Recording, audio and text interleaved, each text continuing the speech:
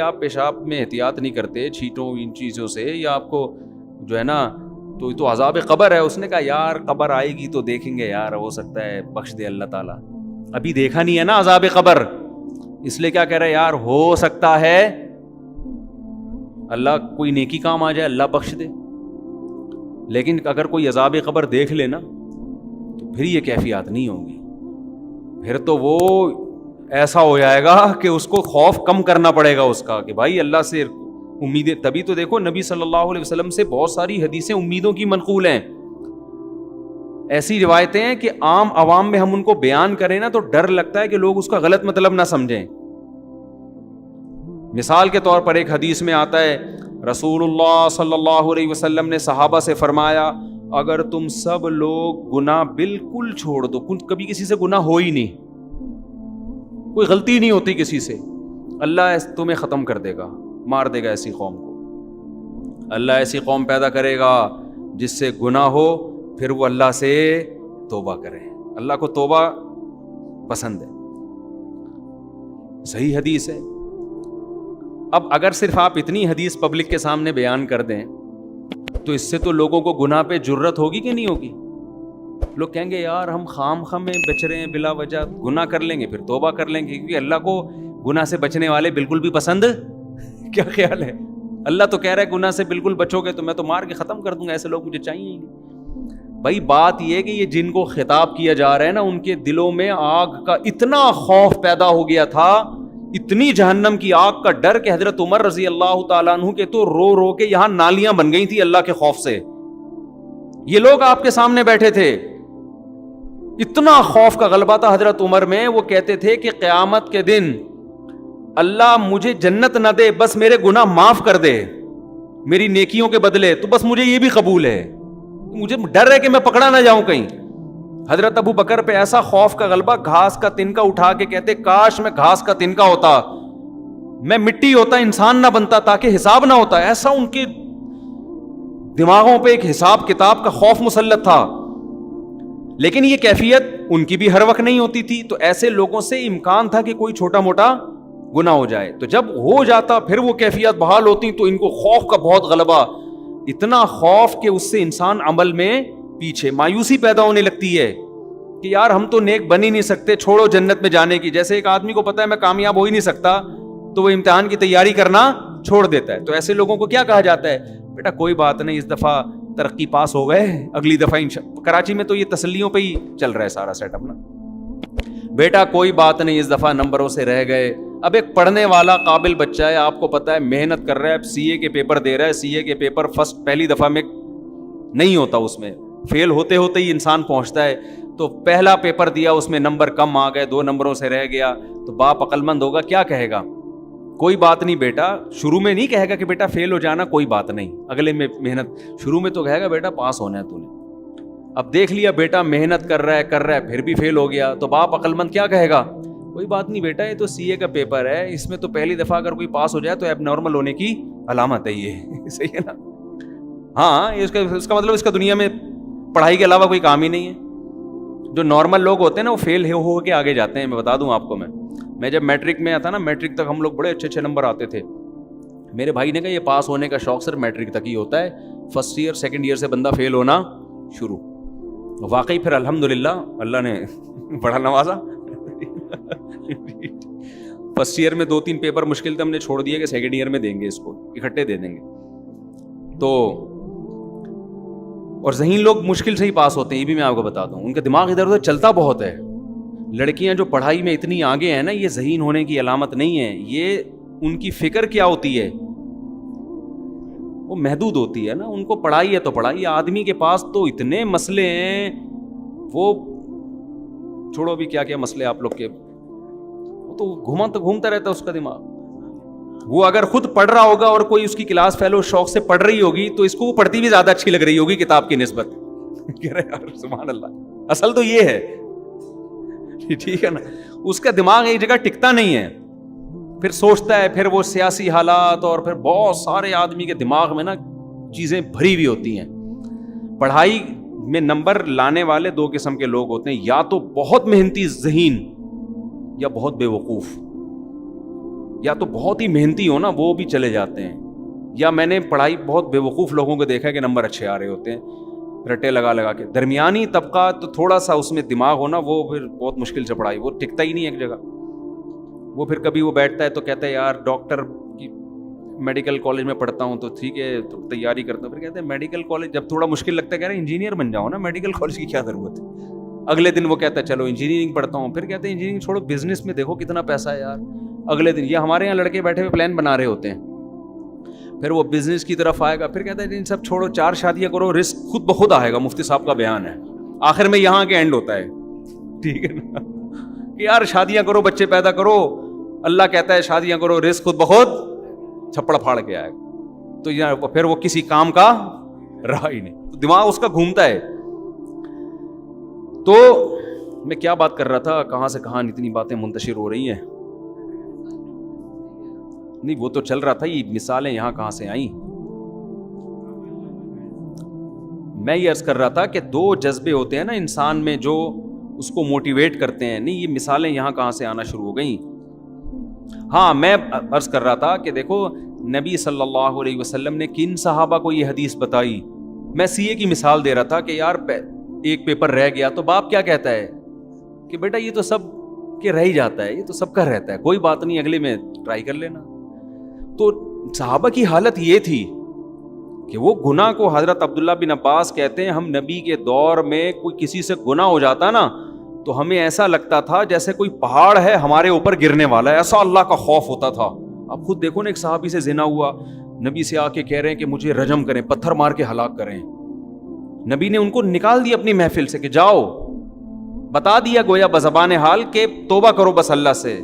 تسلی نہیں ہو رہی، دوبارہ آئے یا رسول اللہ آپ مجھ پہ حد جاری کریں. عورت بھی ایسا کر رہی ہے، عورت کا دل تو بہت کمزور ہوتا ہے، وہ تو پتھر مارنا اس کے لیے مشکل ہے. وہ یہ منظر نہیں دیکھ سکتی کہ لوگ کسی کو پتھر مار رہے ہوں، اور وہ نبی کے پاس صحابی آ رہی ہیں یا رسول اللہ مجھ سے زنا ہو گیا، آپ مجھ کو رجم کریں. نبی نے ان کو بھیج دیا واپس، جاؤ. یعنی اشارہ کر دیا کہ بھئی اللہ سے توبہ کرو. دوبارہ آئیں، 4تھی بار آئیں تو نبی نے کہا کہ تمہیں حمل ہے، واپس چلی جاؤ. وہ اگر دوبارہ نہ آتی نبی ان کے پیچھے کسی کو نہیں بھیجتے. کتنا خوف، بچہ جن لیا، بچہ لے کر آئیں یا رسول اللہ اب اس کی جان ضائع نہیں ہوگی کیونکہ بچے کا کیا قصور تھا، آپ مجھے رجم کریں. نبی نے فرمایا اگر تمہیں رجم کر دیا تو اس بچہ تو ماں کے بغیر یہ اس کی تو تربیت ہی نہیں ہو سکے گی، یہ تو روٹی پانی کا محتاج ہے. دوبارہ چلے گئی. 7 سال کا بچہ ہوا نا روٹی کھانے کے قابل. ہمیں بھی جوش پیدا ہوتا ہے گناہ سے توبہ کا 2 منٹ کے لیے، اس کے بعد ختم. کتنا ڈیلے کیا نبی نے ان کو کہ یہ واپس نہ آئیں. وہ واپس آئیں، بچے کے ہاتھ میں روٹی کا ٹکڑا کہ یہ خود کھاتا ہے اب. تو پھر ان کو رجم کیا، جنازہ پڑھایا نبی نے. حضرت عمر نے عرض کیا یا رسول اللہ ایک عورت نے زنا کیا، آپ جنازہ پڑھا رہے ہیں. تو نبی نے فرمایا لقد تابت توبۃ لو قسمت بین 70 من اہل المدینہ لوسعتهم. اے عمر اس نے ایسی پیاری توبہ کی ہے کہ اگر مدینہ کے 70 کبیرہ مرتکب گناہ گاروں میں اس کو ڈیوائیڈ کیا جائے نا تو ہر ایک کی بخشش کے لیے کافی ہو جائے. 70 آدمیوں کی توبہ اس ایک نے کی ہے، اکیلی نے. تو ایسے خاندانی لوگ تھے، گناہ شیطان نے کرا دیا. ان کو یہ کہا جا رہا ہے، امیدیں دلائی جا رہی ہیں، اتنے مایوس نہ ہو، کوئی بات نہیں، ہو گیا، گڑگڑاؤ اللہ کے سامنے. یہ گڑگڑانا بھی اللہ کو پسند ہے، اور اتنا پسند ہے کہ اگر سارے ہی نیک بن جائے نا ایسے صوفیوں کو اللہ ختم کر دے گا. اللہ کہے گا معافی مانگنے والے کہاں گئے بھائی. تو یہ ان کے بارے میں، ہمارے بارے میں قطعاً نہیں ہے کہ ہم کہیں یار اچھا ہوا ہم بھی گناہ کر رہے ہیں. بھائی ہم تو، وہ ہماری کیفیات ہی نہیں بن رہی گناہ کر کے، وہ ہمیں خوف ہی پیدا نہیں ہو رہا. تو میں جلدی سے اصل بات کی طرف آتا ہوں کہ بھائی صرف ایمان کافی نہیں ہے، وہ کیفیات بنانا ضروری ہے. تبھی تو قرآن کہتا ہے اذا تلیت علیہم آیاتہ، ایمان والے وہ ہیں جب ان کے سامنے ہماری آیات تلاوت کی جاتی ہیں، وجلت قلوبہم، ان کے دل دہل جاتے ہیں. وَإِذَا سَمِعُوا مَا أُنزِلَ إِلَى الرَّسُولِ، جب یہ اس کلام کو سنتے ہیں جو رسول پہ نازل ہوا. تَرَىٰ أَعْيُنَهُمْ تَفِيضُ مِنَ الدَّمْ، اے نبی آپ دیکھتے ہیں ان کی آنکھوں سے آنسو بہنا شروع ہو جاتے ہیں. یہ وہ کیفیات تھیں جو صحابہ کی بنتی تھیں. آج ہمارے دل کیا ہو گئے؟ خشک، سخت ہو گئے. قرآن کہتے ہیں نا فویل للقاسیۃ قلوبہم، جن کے دل سخت ہو گئے، نصیحت کی بات ان کے دل پہ اثر نہیں کر رہی. اچھا دیکھو قرآن بار بار دل کا ذکر کر رہا ہے، دماغ کا ذکر نہیں کر رہا. حالانکہ بات جاتی کہاں ہے؟ پہلے دماغ میں جاتی ہے، لیکن قرآن تذکرہ کس کا کر رہا ہے؟ دل کا. وجہ اس کی ہے کہ دماغ میں جب جذبات بنتے ہیں نا تو فوراً اثرات کہاں آتے ہیں؟ دل پہ آتے ہیں. آپ کی بیوی آپ سے کہے نا مجھے آپ سے محبت ہے، آپ کو اگر بیوی سے عشق ہوگا، ایک دم آپ کے دل کی دھڑکن، کوئی اجنبی لڑکی آپ سے اگر کہے کہ مجھے آپ سے بہت محبت ہے، کسی کنوارے چھڑے چھاٹ سے کہے، دل ایک دم کنٹرول سے باہر ہو جائے گا نا، یوں یوں یوں جا رہا ہے، اس کو قابو میں رکھنا مشکل ہو جائے گا، اٹیک نہ ہو جائے، اچھل اچھل کے آئے گا. تو اثر دماغ پہ ہو رہا ہے یا دل پہ ہو رہا ہے؟ دل پہ ہو رہا ہے، دل ہلے گا اس کا. لیکن بیوی صبح سے شام بولتی رہے کہ مجھے آپ سے محبت ہے، آدمی کہتا ہے کوئی تیرے اس کے علاوہ کوئی کام نہیں ہے. وجہ کیا ہے؟ وہ جذبات کیا ہو گئے؟ ختم. تو دماغ تو ہلے گا، دل پہ اتنا سا بھی اثر نہیں ہو. اور اگر ہوگا بھی تو الٹا ہوگا، یعنی الٹا اثر. جیسے کوئی خاتون شادی سے پہلے کہہ دیتی نا آئی ہیٹ یو، تو وہ والا اثر ہوگا، اس میں دل ہلتا نا، یہ والا ہلنا شروع ہو جائے گا. اس طرح کا دل ہلتا ہے. تو ہاں، تو قرآن کیا کہہ رہا ہے؟ قرآن ساری کیفیات کس کی ذکر کر رہا ہے؟ دل کی. وجہ کیا ہے؟ یہ بتانے کے لیے کہ صرف ایمان کافی نہیں ہے، عمل کے لیے کس کا بننا ضروری ہے؟ دل کی دھڑکنیں، دل کی دھڑکنوں میں ایمان پیدا ہو جائے، دل کی دھڑکنوں سے پتہ چلے کہ مومن ہے. اب سوال وہی میں جلدی سے جواب دے دیتا ہوں، بہت سوال کر لیے کہ یہ کیفیات پیدا کرنا ضروری ہے، یہ نہیں تو پتہ چل گیا نا. اس کو دم میں آگ لگنا کہتے ہیں.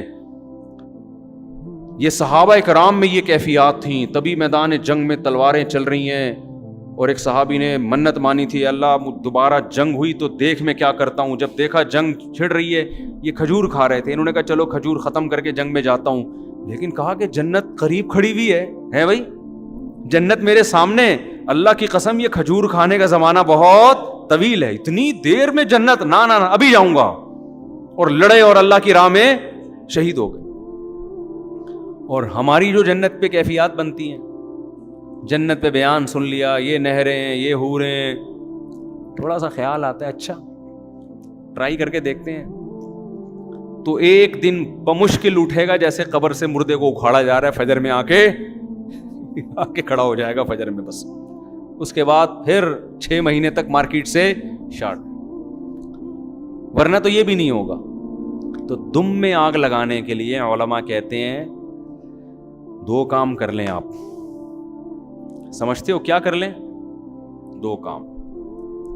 ایک استحضار، جس چیز کو انسان بار بار سوچتا ہے نا وہ آپ کے لاشعور کا حصہ بننا شروع.